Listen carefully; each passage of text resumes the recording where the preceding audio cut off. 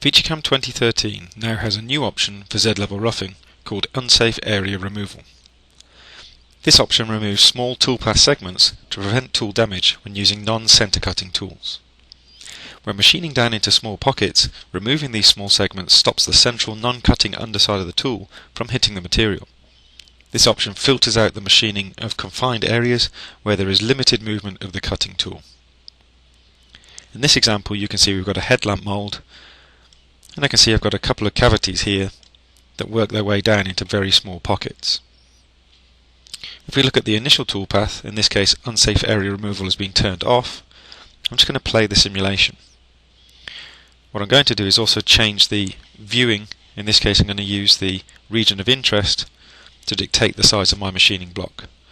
In this case using the XYZ location and clicking on this point at the top of the stock.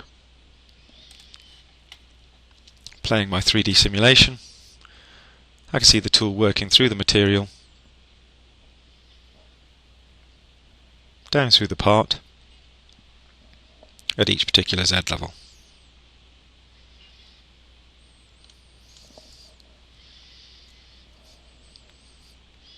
So here you can see as the tool is moving, there is plenty of room, in this case for a tip radius or inserted cutter, to make its way down through the component.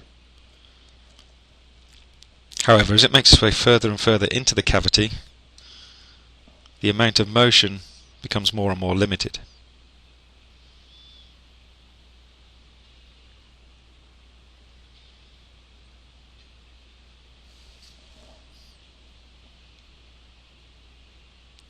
I'm going to pause the simulation round about now, and you'll notice in this area you can see the tool has come in, but looking at the size of the tool, there's very little difference between this pocket and the size of the tool itself. Working our way further and further down this cavity, switching over to my Alt F3,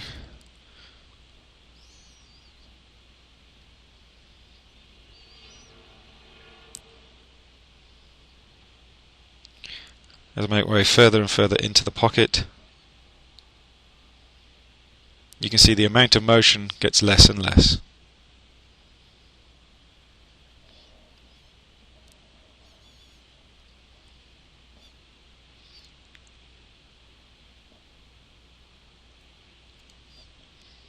Eventually we work our way further and further down into the inside of this pocket. You can see the size of the tool, based on the amount of motion, is incredibly limited. In this case, the non-center cutting region of the tool will not be able to cut the material down inside this pocket.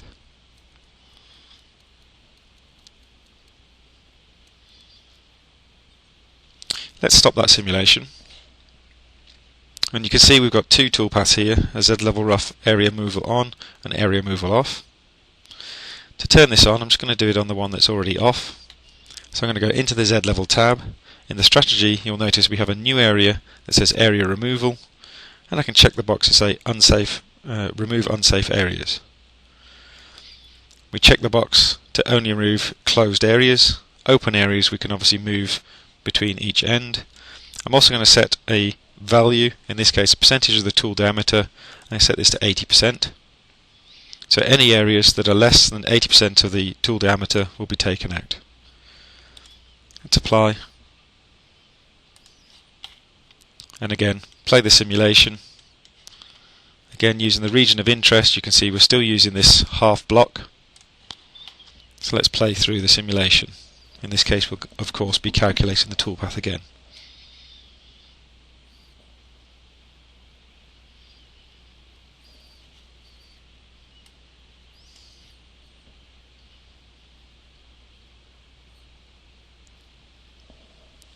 So we're going to work our way further and further down into the component.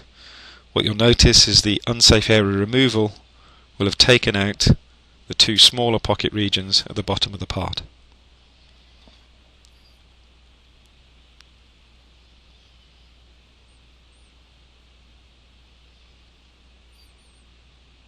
So here you can see that first pocket has been removed, and again looking from the side, you can see also this pocket region has been taken away as well. So we've now protected the tool and prevented damage from happening.